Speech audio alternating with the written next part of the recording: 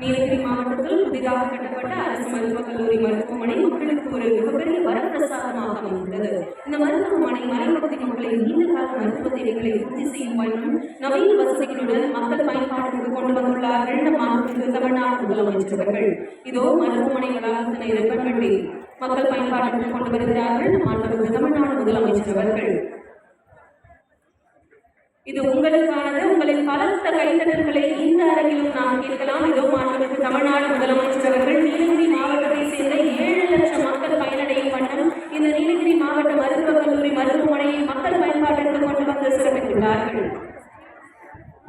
மருத்துவமனை அமையப்பெற்றுள்ள வளாகத்தில் இருக்கக்கூடிய வரைபடம் குறித்து விளக்குகிறார்கள் மாண்புமிகு மருத்துவ மற்றும் மக்கள் நல்வாழ்வுத்துறை அமைச்சர் அவர்கள்.